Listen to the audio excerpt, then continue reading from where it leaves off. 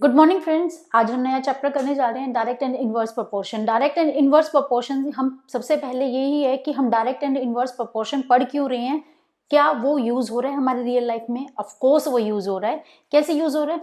Suppose आप prepare कर रहे हो T, coffee, any milk for you and your sister.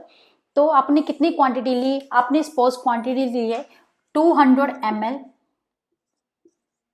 200 ml of मैं मिल्क प्रिपेयर कर रही हूँ। मिल्क के लिए मैंने 200 ml मिल्क ले लिया। You and your sister 1 and 2, 2 person के लिए, 2 पर्सन के लिए मैंने 200 मिल्क ले लिया एंड 2 स्पून शुगर ले ली। 2 स्पून शुगर। तो शुगर के लिए मैं लगा लेती हूँ 10 gram. 10 gram this and 10 gram for this. ये हो गया। अब ये था कि आपने सिर्फ 2 बंदों के लिए प्रिपेयर की। सपोज आपको अब ये किसके लिए प्रिपेयर करनी है? 5 पर्सन के लिए प्रिपेयर करनी है। 5 के लिए 200 से आप कितने में जाओगे? 500 ml में। यहां से कितना था? 10 ग्राम फॉर ईच था। यहां से मैं कितना जाऊंगी? 10 gram for each multiply of a 5 then a 50 gram for a 500 ml। ये जो चीज आई कि मैंने 200 से 5 ml लिया, 25 से 10 ग्राम लिया, ये मैंने लिया। ये मेरे को कैसे पता चला? ये मुझे पता चला इस चैप्टर से। मुझे चैप्टर आता है तो मैंने ये कंसेप्ट लगाया। क्या किया? मैंने इसको डायरेक्ट प्रोपोर्शन कर दिया। मैंने 2 के लिए 200 ml लिया, 5 के लिए 500 ml ले लिया। ये मैंने लिया कंसेप्ट कैसे? ये मैंने लिया 100 ml for each then 500 ml for 5 person. इसके अंदर जब मैंने 2 स्पून लिया 10 ग्राम फॉर ईच, तो 5 पर्सन के लिए 50 ग्राम फॉर ईच। ये चीज फाइंड आउट करना, वन आइटम मिसिंग करना, यूनिटरी मेथड लगाना, कंसेप्ट मेथड लगाना, ये सारे मेथड हम लगाएंगे और स्टार्ट करेंगे इसी से। इससे पहले हम करते हैं इनवर्स प्रोपोर्शन। इनवर्स प्रोपोर्शन कैसे है? ये किया मैंने डायरेक्ट चेंज। डायरेक्ट कैसे? 200 से 500 ml में चेंज कर दिया। अब बात है किसकी? सबसे बेस्ट एग्जांपल है कार। कार का माइलेज। कार है, सपोज आपकी कार है 5 लीटर है। 5 लीटर आप पेट्रोल ले रहे हैं, वो कितने हैं? उसमें आप सपोज करो 20 किलोमीटर गए और उसकी जो कॉस्ट है वो 100 रुपीज हो गई। मैंने आज के रेट नहीं ली है, मैंने ऐसे 100 रुपीज लिए, बेसिक वैल्यू ली है। देन मुझे क्या करना है? मेरे पास क्या है यहाँ पे? मुझे क्या करना है? मुझे 20 किलोमीटर पे ना जाके मुझे कितने पे जाना है? 40 किलोमीटर पे। ये किसका डबल हो गया? इसका हो गया। देन यहाँ पे मुझे वैल्यू कितनी चाहिएगी? 10 लीटर। ये हम दोनों किस चीज में हो गए? ये दोनों हो गए डायरेक्ट प्रोपोर्शन में। जितने लीटर हमारे पास तेल है उतने लीटर हमारी गाड़ी चलेगी, बट हमारी कॉस्ट हो गई इंक्रीज। देन यहाँ इंक्रीज कितनी होगी? 200 रुपीज। यहाँ वैल्यू कितनी हो गई? 200 रुपीज। तो ये चीजें वैल्यू बढ़ी, ये वाली वैल्यू बढ़ी, बट इसका कंपैरिजन हम इसके साथ देखेंगे तो ये हो गया इनवर्स प्रोपोर्शन। इसका कंपैरिजन हम इसके साथ देखेंगे तो ये हो गया हमारा डायरेक्ट प्रोपोर्शन। डिफरेंस समझ आया? इनवर्स प्रोपोर्शन कहाँ होगा? इनवर्स प्रोपोर्शन होगा जहां पे उसके अपोजिट वैल्यू चलेगी, अपोजिट वे में चलेगी, और जहां पे डायरेक्ट वे में चलेगी वो हो गया direct proportion. Let's start with question and concept. ये देखिए बेसिक एग्जांपल से चलते हैं और इसी में हम अपना कंसेप्ट तैयार करेंगे। देखो क्या है, सिंपल एग्जांपल लिया है एज एन अ कार। क्या है? Car uses a 4 litre of A petrol. 4 litre petrol है, 4 लीटर पेट्रोल है। उसके अंदर कितनी कार चली to travel a distance of a 60 kilometre. 60 kilometre 4 litre के अंदर कितनी चल रही है? 60। Then how far will travel user 12 litre. अगर हमारे पास 12 लीटर तेल पेट्रोल है, देन हमारी जो कार है वो कितना चलेगी? डायरेक्ट प्रोपोर्शन है, डायरेक्ट फाइंड आउट कर सकते हैं। हम क्या कर सकते हैं? 4 लीटर के लिए दे रखिए, इसके ये जो 4 है ये किसका मल्टीपल है? 3 मल्टीपल है, तो मैं डायरेक्ट 60 इंटू 3 कर सकती हूँ, 180 कर सकती हूँ। मैंने डायरेक्ट किया, ये 3 मल्टीपल है, देन मैंने इसको 180 कर दिया। एज एन मैंने डायरेक्ट मेथड किया है, कोई फॉर्मूला वगैरह कुछ नहीं लगाया, मैंने डायरेक्ट लगाया। मल्टीपल है ये, इसका मैंने 180 कर दिया। सपोज हमसे यहाँ पे ये पूछे कि यहाँ पे इसने पूछा 12 लीटर के लिए, सपोज ये पूछे 15 के लिए, 20 के लिए और लेस देन 12 यानी कि 8 के लिए हमसे पूछे, देन मैं इसके लिए क्या करूंगी? मैंने इसके मल्टीपल की बात की है तो मैं 8 पे करती हूँ। अगर मैं 8 लीटर में करती हूँ तो ये 4 का मल्टीपल हो गया 2, तो देन मैं इसकी मल्टीप्लाई कर दूंगी 120 लीटर। मैं सपोज इसकी मल्टीप्लाई कर दूंगी 120। सपोज यहाँ पे किसके लिए बात की है? यहाँ पे की है 20 लीटर के लिए बात। ये 4 का कितना है? 5 मल्टीपल है, देन मैंने इस पे क्या कर दिया? 60 इंटू 5 कर दिया, देन यहाँ पे आ गया 300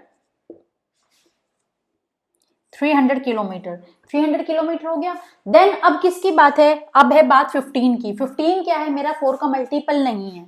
15 मेरा 4 का मल्टीपल नहीं है, तो मैं यहाँ पे किसकी मल्टीप्लाई करूंगी, ये हो गया क्वेश्चन अराइज। तो इस सिचुएशन के अंदर क्या मैं निकाल नहीं पा सकती, इसके अंदर तो बड़ा कंफ्यूजन हो जाएगा, मैं इसके साथ इसकी मल्टीप्लाई करूं देन इसको सोल्व करूं, बहुत कंफ्यूजन हो जाएगा।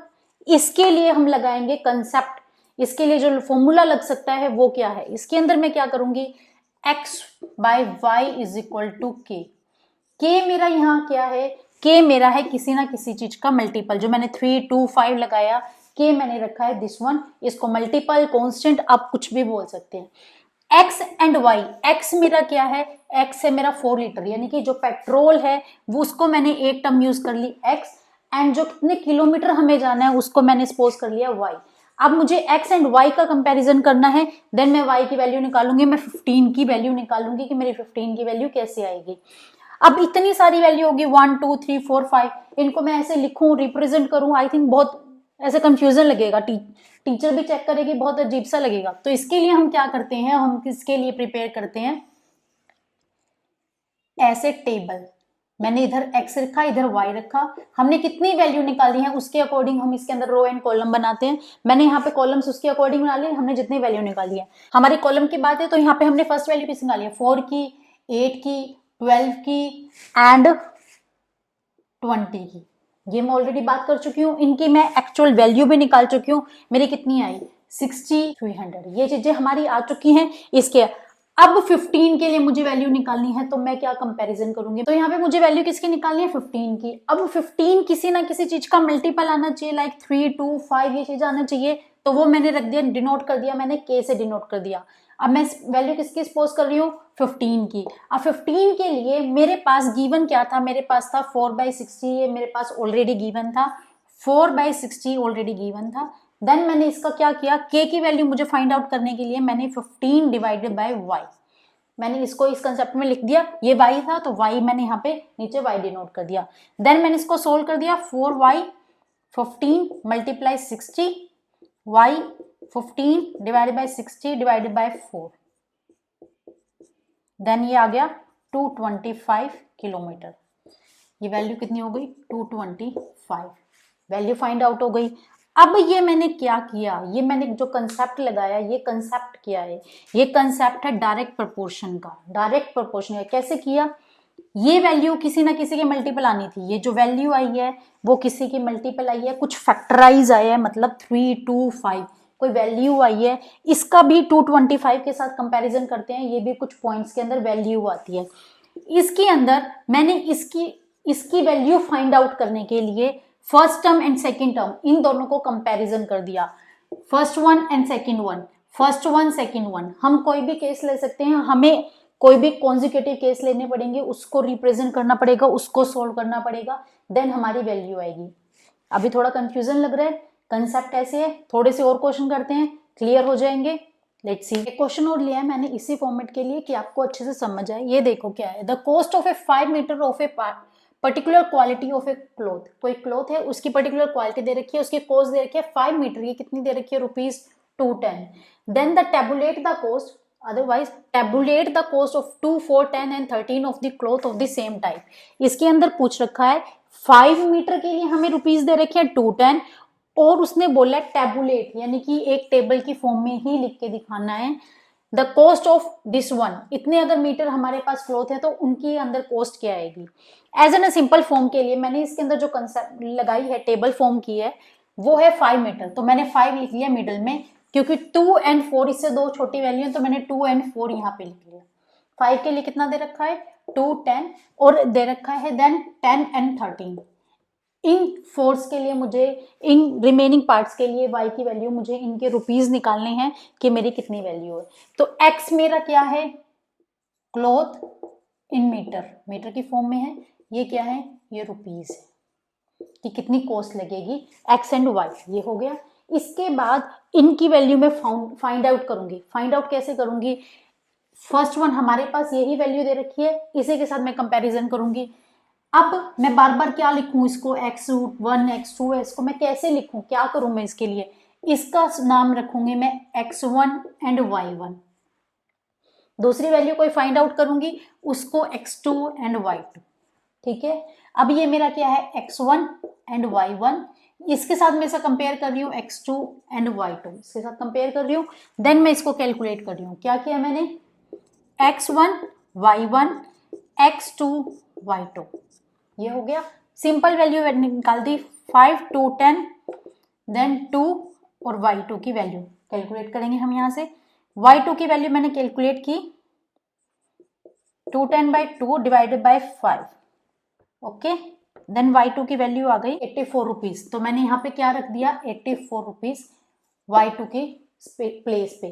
तो ये मेरी जो वैल्यू है ये किसकी है, ये y2 की। सेम मैं किसकी कैलकुलेट करूंगी, y3 की। y3 के लिए मैंने क्या किया 5 2 10, अब मैंने क्या किया x1 डिवाइड बाय y1 और x3 एंड y3, x1 का कंपैरिजन कर रही हूं मैं, x1 y1 x3 and y3, ये कर दिया मैंने। इसके अंदर क्या है, ये मेरा x3 ये मेरा y3, ठीक है। x4 y4 x5 y5, every time x2 y2 y3 हर टाइम मैंने कंपैरिजन किससे किया है, x1 से। देन मैंने इसकी वैल्यू कितनी निकाली है 4 एंड y3, देन मैंने यहां से कैलकुलेट कर ली, y3 की वैल्यू आई मेरी 168 रुपीज। सेम मेरी y4 एंड y5 के मैंने सेम वैल्यू निकाली। अब क्या है, अब ये देखो यहाँ पे मैंने जब कंपैरिजन किया, मैंने एवरी टाइम कंपैरिजन किया x1 y1 x2 y2 y3, every time comparison किया x1 एंड y1 जो हमारे पास गिवन वैल्यू है उसके साथ कंपैरिजन किया। एक केस तो ये भी बन सकता है ना, जरूरी है मुझे इसके साथ कंपैरिजन करना हो, मैं इन दोनों वैल्यू के कर लूं। फर्स्ट ऑफ ऑल पहले इसकी वैल्यू निकालू, इसकी वैल्यू का कंपैरिजन इसके साथ करूं, देन मेरा आंसर सेम आएगा। ये चीज चेक करके देखें, ऑफ कोर्स चेक करके देखते हैं। ये देखिए मैंने क्या किया, मैंने सिंपल पहले कंसेप्ट लगाया this one, x1 and y1 x2 and y2, मैंने इन दोनों का कंपैरिजन किया, देन मेरी वैल्यू आ गई दिस वन। अब मैं कंपैरिजन किस कर रही हूँ, मैं कंपैरिजन कर रही हूँ इन दो टेबल्स का। ये वैल्यू मेरी निकल चुकी है, गिवन है ऑलरेडी, ठीक है फाइन है। मैंने इसकी वैल्यू कैलकुलेट कर ली 84 मैंने यहाँ से कैलकुलेट कर ली दिस वन। अब इसका और इसका कंपैरिजन कर रही हूँ मैं, किसका, this one and this one का। तो कंपैरिजन किया मैंने this one and this one का। यहाँ से मुझे y3 की वैल्यू कैलकुलेट करनी है, तो मैं y3 की वैल्यू कैलकुलेट करने के लिए सिंपल वही लगाऊंगी, 2y3 84 मल्टीप्लाई 4 एंड 2 रिमूव होके देन इस साइड आ गया, ये हो गया। Then 2 multiply 168 rupees. मेरी y3 की वैल्यू कितनी आई 168, हमारे पास कितनी आई है y3 की वैल्यू 168, आंसर सेम आया। तो एक भी ये हो सकता है, एक भी ये हो सकता है।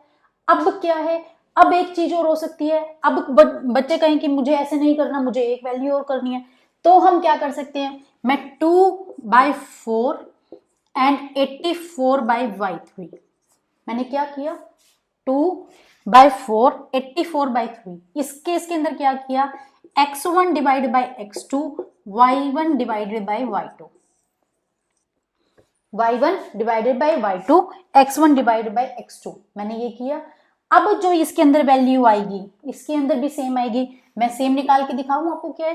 देन इसके लिए मैं लगा रही हूँ 2 4 84 डिवाइडेड बाई y3, मैंने अभी वैल्यू लगाई है, यहाँ से वैल्यू आ गई 2y3 84 मल्टीप्लाई 4, y3 की वैल्यू आ गई 84 मल्टीप्लाई 4 डिवाइड बाई 2 से ये कैंसिल हो गया। देन मेरी वैल्यू कितनी आ गई 168, सेम वैल्यू आ गई। हमें अब इससे क्या पता चला, इससे हमें ये पता चला कि हमने डायरेक्ट प्रोपोर्शन लगाना है, हमारी जो कंसेप्ट है वो हमारा ठीक होना चाहिए, हम वैल्यू कैसे भी कैलकुलेट कर सकते हैं, हमारा आंसर सेम आएगा। मैंने आपको 3 तरीके बताए हैं, 3 वे बताए हैं सोल्व करने के। फर्स्ट ऑफ ऑल मैंने इसके साथ कंपैरिजन बताया सबका, सेकंड वे बताया कि फर्स्ट हमने इसके साथ कंपैरिजन किया, देन इसका और इसका कंपैरिजन किया, फिर इसका और इसका कंपैरिजन किया, यानी कि next to next comparison, second way. Third way के लिए मैंने बताया कि मैंने x1 एंड x2 इकट्ठे लिए, y1 एंड y2 इकट्ठे लिए, मैंने कंपैरिजन ऐसे किया, this one this one this and this one, मैंने ऐसे कंपैरिजन किया। 3 वे हो गए सोल्व करने के, आप कोई भी तरीका लगाइए सोल्व करने का। अब इसके अंदर जो ये चीजें बन रही हैं ये मैंने लगाए ऐसे सोल्व कर दिए, इसके अंदर ही मैंने किए डायरेक्ट फॉर्मूले से। अब एक कोई कंसेप्ट भी होना चाहिए, मैंने एक कंसेप्ट तो किया है कि x बाई वाई है इज इक्वल टू के है, देन मैंने ये फॉर्मूला कैलकुलेट किया है, कंसेप्ट से ही तो फॉर्मूला आते हैं, देन मैंने के किया और ये इक्वल वैल्यू रख रही हूँ मैं, इसके बाद सोल्व कर रही हूँ। कंसेप्ट तो कुछ और भी बन सकता है, कंसेप्ट सोल्व करने के लिए लेट्स सी कि क्या बन सकता है। क्वेश्चन के अंदर हमें क्या बोला है, क्वेश्चन के अंदर देखा है if the weight of A 12 sheet of A thick paper is 40 gram, 12 sheet है, उनका जो प्राइस उनका वेट दे रखा है हमें 40 gram, how many sheet of a same paper would be the weight of a 2.5 kg, तो देन मेरा इसका वेट क्या होगा। सिंपल, अगर मैं इसको कैलकुलेट करती हूँ, ये मेरी बात किस में है, ग्राम में, ये मेरी किस में है, केजी में, देन मैं इसको चेंज करती हूँ तो मेरा कितना बन गया 2500 ग्राम हो गया। इसके बाद वही simple concept x1 x2 y1 y2, मैं ये वैल्यू लेके देख लेती हूँ x1 एंड x2। x1 हमारे पास क्या है 12 शीट, ओके 12 शीट। x2 मुझे कैलकुलेट करना है क्योंकि मैंने शीट निकाली है और यहाँ से मुझे शीट निकालनी है। देन ये मेरा कितना दे रखा है 12 के लिए 40, देन यहाँ पे वैल्यू दे रखी 2500, देन मैं यहाँ से वैल्यू निकालती हूँ 2512 देन 40, कैलकुलेट करो 750 आएगा। ये मैंने किया सेम कंसेप्ट जो हम अभी तक हमने किया है। इसके बाद एक तरीका इसके अंदर क्या ये भी हो सकता है, यहां से मैं वैल्यू निकालू शीट की। क्या किया मैंने ये बोला कि नंबर ऑफ शीट, जितने भी नंबर ऑफ शीट है उसको मैं डिवाइड कर देती हूँ वेट से, ठीक है। तो नंबर ऑफ शीट्स मेरी कितनी है 12, देन मैंने इसको डिवाइड किससे कर दिया वेट से। यहां से मैंने वैल्यू किसकी निकाली फर्स्ट वन की, यानी कि 1 पेयर की, तो यहां से कट करके कितना आ गया, ये आ गया 3/10, ओके। ये बात की उसने 3/10 की, जैसे हम यूनिटरी मेथड में करते थे रेशियो एंड प्रोपोर्शन के अंदर, सेम मैंने वही तरीका किया। आप ये बोल सकते हैं कि यहाँ से जो 3/10 है वो किसकी वैल्यू आ रही है, वो 1 पेयर की वैल्यू आ रही है, 1 की वैल्यू आ रही है। यहाँ पे मुझे बात किसकी करनी है 2500 की बात करनी है, तो मैं इसकी 3/10 2500 से डायरेक्ट मल्टीप्लाई करूं, मेरा 750 पेजेस वही सेम आएगा। अब ये कंसेप्ट लगाया मैंने डायरेक्ट, मेरे को 2500 लगाना है, देन वे एक हम लगा सकते हैं इसके अंदर x1, फर्स्ट पेयर के लिए मेरी वैल्यू है 3/10, देन मेरी x की कैलकुलेट जो वैल्यू होगी वो x, तो x के लिए कितनी वैल्यू होगी 3/10 इंटू 2500। इसको हम इस तरीके से राइट कर सकते हैं, इस तरीके से राइट कर सकते हैं, इस तरीके से राइट कर सकते हैं, और सेम आपने जो पहले किया उस तरीके से कर सकते हैं, बट कंसेप्ट अलग अलग है, आंसर सेम है, तरीका सेम है, थोड़ा सा मॉडिफाई है, आपको सिर्फ रिटन फॉर्म में है कि आपको लिखना किस तरीके से कैसे सोल्व करना है। अलावा डायरेक्ट प्रोपोर्शन के अंदर और कोई क्वेश्चन नहीं बनते हैं। डायरेक्ट प्रोपोर्शन में एक क्वेश्चन आ सकता है, वो भी सिंपल इन्हीं तरीकों से है, बट आपको एक क्वेश्चन 2 स्टेटमेंट्स में दे सकता है। एज एन एग्जाम्पल मैंने यहाँ पे 2500 के लिए बोल दिया ग्राम के लिए, यहाँ पे था सेम उसने ये बोल दिया, ये आपको दे दिया फर्स्ट पार्ट के अंदर, सेकंड पार्ट के अंदर वो ये बोल देता है इस सिचुएशन के लिए उसने ये पूछ लिया 450 पेजेस, 450 पेजेस के लिए कितने ग्राम होगा, कितना किलो होगा, ये चीज वो पूछ लेता है। तो इसके अंदर भी वही सेम कंसेप्ट, इसके अंदर टेबल किस लुक लाइक कैसे बनेगी, इसके अंदर बनेगा x and y, this one and this one. Suppose हमारे पास क्या है 4 दिया है, सॉरी हमारे पास 12 है, देन उसका वेट कितना आया है 40, ओके। देन हमारे पास कितना दिया था 750, जो मैंने कैलकुलेट किया 750, उसके लिए जो वैल्यू दे रखी थी वो 2500 हमें दे रखी थी। अब हमें क्या दे रखा है, अब हमें मेंशन कर रखा है कि वेट, यहाँ पे मुझे वेट मेंशन कर रखा था, ये मेरे हैं पेजेस, यहाँ पे वेट, फर्स्ट में उसने वेट मेंशन कर दिया 2500, सेकंड केस के अंदर वो क्या कर सकता है 450 पेजेस दे रखा है, देन मुझे यहाँ से वेट कैलकुलेट करना पड़ेगा x एंड y। ये भी डायरेक्ट प्रोपोर्शन है, बस थोड़ा सा कंफ्यूज करने के लिए, बच्चों को थोड़ा सा कंफ्यूज करने के लिए इस तरीके से भी क्वेश्चन पूछा जा सकता है। इसके अंदर फर्स्ट वही फर्स्ट कंपैरिजन हम इसके साथ करेंगे, first one, second this one and this one, या हम सिंपल करते हैं this one and this one, कोई भी कंसेप्ट लगा सकते हैं। एक बार इसके साथ कंपैरिजन, एक बार इसके साथ कंपैरिजन, आपको वैल्यू फाइंड आउट करेगी, आंसर बिल्कुल मैच करेगा, एंड डायरेक्ट प्रोपोर्शन हो जाता है यहाँ पे खत्म। इनवर्स प्रोपोर्शन के लिए इसी जैसे कंसेप्ट बनते हैं, थोड़े से मॉडिफाई होके, बस थोड़ा सा चेंज होगा। क्या चेंज होगा देखते हैं। इनवर्स प्रोपोर्शन के अंदर कैसे बात चलेगी, कैसे कंसेप्ट चलेगा। सपोज हमारे पास क्या है, हमारे पास 100 रुपीज है, उस 100 रुपीज के अंदर हमने 33 कि हमने कितनी बुक खरीदी है, हमने 3 बुक्स खरीदी हैं, 3 बुक्स लगा लो, 3 आर्टिकल लगा लो, anything else, 3 books and 3 article 100 rupees के अंदर हमने परचेज कर लिया है। अब ये था 33 रुपीज प्राइस, अब इसका प्राइस हो गया एक्सचेंज, यानी कि प्राइस हो गया इंक्रीज, प्राइस हो गया इंक्रीज, प्राइस हो गया कितना 50। हमारे पास वैल्यू कितनी है 100, हमें अपना बजट है वो इंक्रीज नहीं करना, मुझे ये 100 पे ही फिक्स रहना है। तो 50 एंड 50, बुक्स कितनी हो गई, प्राइस इंक्रीज हो गया, बुक्स हो गई डिक्रीज, मैंने टोटल बुक्स कितनी ली 2, या एनी आर्टिकल वो कितना हो गए 2, 3 से वो 2 पे चले गए, प्राइस सेम रहा और जो क्वांटिटी थी वो डिक्रीज हो गई, एक चीज इंक्रीज हुई, क्या इंक्रीज हुआ, रेट इंक्रीज हुआ, बुक्स की क्वांटिटी कम हो गई। ठीक है, एज एन एग्जाम्पल हम ये लगा सकते हैं, हमारे पास 100 रुपीज है, मुझे 10 किलोमीटर जाना है, 10 किलोमीटर जाना है, तो जो रेट था पेट्रोल का रेट है वो था 10 रुपीज ईच, 10 रुपीज ईच, हमारे पास 100 रुपीज फिक्स है। अब मुझे जाना है 15 किलोमीटर, 15 किलोमीटर, अब मुझे 15 किलोमीटर जाना है, बट प्राइस है 10 रुपीज, 10 रुपीज में वो कितना जा सकता है, 10 किलोमीटर ही जा सकता है, इसके ऊपर जा नहीं सकता, पेट्रोल खत्म, देन वो 15 किलोमीटर नहीं जा सकता, एक चीज इंक्रीज हो गई तो दूसरी चीज डिक्रीज हो गई। सेकेंड वे में आप ये कह सकते हैं कि 10 किलोमीटर था, बट जो प्राइस है वो 20 रुपीज हो गया, उसके अंदर वो क्या करेगा, वो 10 किलोमीटर नहीं जा सकता, वो कितना जाएगा, ओनली 5 किलोमीटर, क्योंकि प्राइस डबल हो गया। एक चीज का इफेक्ट दूसरी चीज के ऊपर पड़ रहा है, और इसको हम इंडिपेंडेंट भी इसको हम डिपेंडेंट भी बोल सकते हैं, एक डिपेंड होता है दूसरी पे, प्राइस इंक्रीज हो रहा है, प्राइस इंक्रीज हो रहा है, क्वांटिटी डिक्रीज हो गई, प्राइस डिक्रीज हो रहा है, क्वांटिटी इंक्रीज हो गई, एक दूसरे के ऊपर डिपेंड है। और डिपेंडेंट के लिए हम चलते हैं इनवर्स प्रोपोर्शन, इनवर्स प्रोपोर्शन के लिए वही सेम कंसेप्ट, मैंने उसके अंदर क्या किया, x1 y1 x2 y2, same वही चीज रहेगी, इसी को थोड़ा सा मॉडिफाई करेंगे। करते हैं कुछ क्वेश्चन, क्या है क्वेश्चन, देखिए क्वेश्चन में क्या है, क्वेश्चन से ही पता चल जाएगा कि वो इनवर्स की बात कर रहा है। They are 100 student in a hostel, food provision for them है 20 डेज, 100 स्टूडेंट्स हैं हॉस्टल के अंदर, तो जो उनके पास खाना है, फूड है, वो 20 डेज चलता है, तो 100 के ऊपर इसने कितना बोला 20, then how long will be the provision with the last 25 more student join the group, 25 students हैं और ऐड हो जाते हैं, तो 100 के अंदर मैंने कितना ऐड कर दिया 25, तो 125, अब 125 के ऊपर हमारे कितने दिन खाना चलेगा, उसी फूड के ऊपर कितना दिन चलेगा वो खाना, ये चीज क्वेश्चन हमसे पूछा है, तो अपोज हो रहा है, वहां पे वो चीज ये इंक्रीज हो गया, देन वो ऑफ कोर्स है वो डिक्रीज होगा, ये हो गया मेरा इनवर्स प्रोपोर्शन, क्वेश्चन की स्टेटमेंट से पता चल गया कि वो इनवर्स हो रहा है। सेकेंड थिंग, हमने क्या लगाया था, हमने लगाया था x1 and x2, y1 and y2, इसके अंदर अपोज की बात, ये अपोज में क्या हो गया, ये term change, x1 and x2 y2 and y1, y2 and y1, इसके अंदर क्या है x1 एंड y1,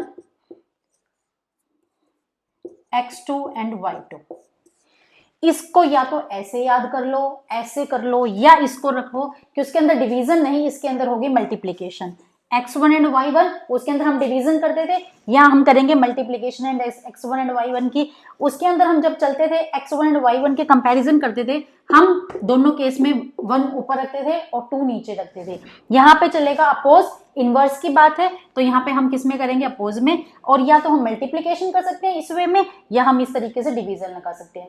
फॉर्मूला करते हैं, क्वेश्चन पुट करते हैं, सिंपल क्या है, हमारे पास बात की है 100 पे 20, देन मैं किसकी बात करती हूँ, x1 and y1, 100 multiply 20 equal, x2 की बात है, x1 मैंने लिया 125, देन मुझे यहां से वैल्यू क्या निकालनी है, y2, तो मैं सेम y2 की वैल्यू निकाल दूंगी, क्या किया 120 देन 125 देन y2 हो गया, इसको मैं कट कर देती हूँ, और 16 डेज, y2 मेरा कितना आ गया 16 डेज, यानी कि जो मेरा फूड है वो अब कितने दिन चलेगा 16 डेज। सिर्फ चेंज कहाँ है, दिस कंसेप्ट के अंदर, और स्टेटमेंट हमें बता रही है कि ये इनवर्स प्रोपोर्शन है, क्वेश्चन के अंदर कहीं पे भी मेंशन नहीं होगा, सिंपल क्वेश्चंस के अंदर हो सकता है, बट सिचुएशनल क्वेश्चन के अंदर और एज एन एडवांस कंसेप्ट के अंदर मेंशन नहीं होगा एग्जाम के अंदर कि वो इनवर्स प्रोपोर्शन है या डायरेक्ट प्रोपोर्शन है। क्वेश्चन की स्टेटमेंट देख के आपको समझना पड़ेगा कि वो डायरेक्ट प्रोपोर्शन के अंदर है या इनवर्स प्रोपोर्शन के अंदर है। ये क्वेश्चन हमने कर लिया, ये बात किस में आ गई, इनवर्स प्रोपोर्शन में। हम इसके जैसे एक दो कंसेप्ट और देख लेते हैं कि इस क्वेश्चन में क्या है। If a worker can build a wall in 48 hours, 15 worker है, 48 आवर्स में एक बिल्ड है वॉल एक प्रिपेयर कर देते हैं, how many worker will be required to do the same work in a 30 hours, 30 hours के अंदर ये कितना वर्क करेंगे, 15 वर्कर है, 48 आवर्स में कितने वर्कर चाहिए हमें, अगर मुझे 30 आवर्स के अंदर वो काम कंप्लीट चाहिए, मुझे वो वॉल कंप्लीट चाहिए। सेम क्या करूंगी मैं, मुझे x1 and y1, x2 and y2, मैं यही कंसेप्ट लगा रही हूँ, x1 and 1, this one 15 multiply 48, then मैंने यहाँ पे x1 एंड x, इसके अंदर ये चीज बड़ी ध्यान रखनी है, x1 जो आप लोगे डायरेक्ट एंड इनवर्स दोनों के अंदर ये है, x1 मैंने यहाँ पे and x2 both are worker and y1 and y2 both are hour, both hours. ऐसा नहीं करना कि x1 तो आप वर्कर ले लो और x2 आप आवर ले लो, ऐसा नहीं करना है। आपको क्या करना है, y1 एंड 2 दोनों ऐसे रखनी है, इसके अंदर आपको कभी भी डाउट नहीं होगा, कंफ्यूजन नहीं रहेगा, ये चीज आप ध्यान रखना, स्टार्टिंग से ही लेके चलना। तो यहाँ पे मैंने क्या करा, x1 मेरा क्या था 15, यहाँ पे मेरे वर्कर थे, तो देन मुझे यहाँ पे क्या निकालना है, मुझे निकालना है वर्कर, तो मेरी x2 की मुझे वैल्यू निकालनी है। y2 मेरे कितने हो गए 30, okay, then 15 multiply 48, then x2 divide by 30, cut कर दिया, 24x2, मुझे कितने वर्कर चाहिए 24, इंस्टेंट ऑफ 15 मुझे कितने 24 वर्कर चाहिए। अगर मुझे 30 घंटे के अंदर 30 आवर्स के अंदर काम कंप्लीट चाहिए, वो वॉल कंप्लीट चाहिए। ये बात जो हमने की, ये बात हमने की अर्थमेटिक की। अब हम जब भी अर्थमेटिक करते हैं, हम ज्योमेट्री की भी बात करते हैं। ज्योमेट्री के लिए इसी के अंदर डायरेक्ट एंड इनवर्स प्रोपोर्शन के अंदर आप इस तरीके से कर सकते हैं। आपने ये फ्रैक्शन के अंदर भी किया है, क्या किया है, देखो ये हमारा क्या है 1 है, इसको मैंने डिवाइड कर दिया 1/4 पार्ट्स में। इसके अंदर अगर मैं सिंपल करती हूँ, मैं क्या करती हूँ, ये 1/4 है, अगर मैं इसको फिल कर देती हूँ, फर्स्ट पार्ट फिल कर दिया 1/4 हो गया। इसके मैंने क्या है 3, अगर मुझे रिमेनिंग पार्ट्स का जो ब्लैंक है उनके निकालने हैं, तो मैं क्या करती थी 3/4 कर दी थी। ये चीज मैं करती थी। सिचुएशंस क्या है, यहाँ देखो क्या है, यहाँ पे मैंने किस में डिवाइड किया, सपोज यहाँ पे है 1, 2 एंड 4, फर्स्ट वन, इसको मैंने कंप्लीट फिल कर दिया, इसको मैंने हाफ फिल कर दिया, इसका फर्स्ट पार्ट कर दिया। इससे मैं क्या कह रही हूँ, यहाँ पे इसका एरिया क्या होगा, अगर मुझे ये कलर पेपर के अंदर निकालना है, सपोज इसके अंदर जो मैंने कलर पेपर लिया वो रेड लिया, इसके अंदर एक रेड कलर हो गया, सेकंड मेरा ब्लू कलर हो गया, तो इनका जो एरिया है वो हाफ में डिवाइड हो गया, इसका एरिया हाफ में डिवाइड हो गया। यहाँ पे 4 है, इनके अलग अलग डिजाइन है, इनके अलग अलग डिजाइन है, ये मैंने अलग अलग कर दिए, ये 4 अलग अलग वे में कर दिए, तो इसके लिए 4 डिवाइड हो गया। इसके अंदर जहां पे वैल्यू जाएगी वो किस में डिवाइड हो जाएगा, एरिया 1/4 में।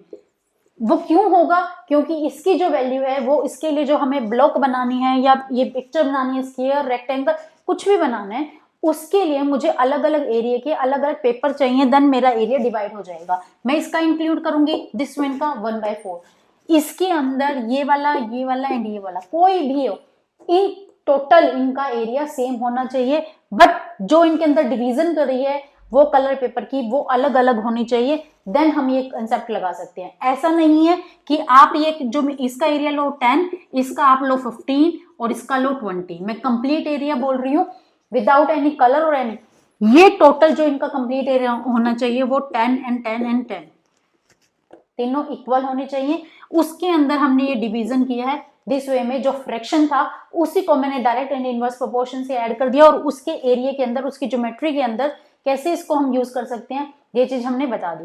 इसके बाद इसके अंदर और कोई कंसेप्ट नहीं बनता, यहीं आपका डायरेक्ट एंड इनवर्स प्रोपोर्शन का चैप्टर हो जाता है खत्म। कहीं डाउट हो हमें कमेंट बॉक्स में डालिए, जेन्युइन क्वेरी हो तो आप टेलीग्राम पे भी हमसे पूछ सकते हैं। Keep watching, keep supporting, thank you.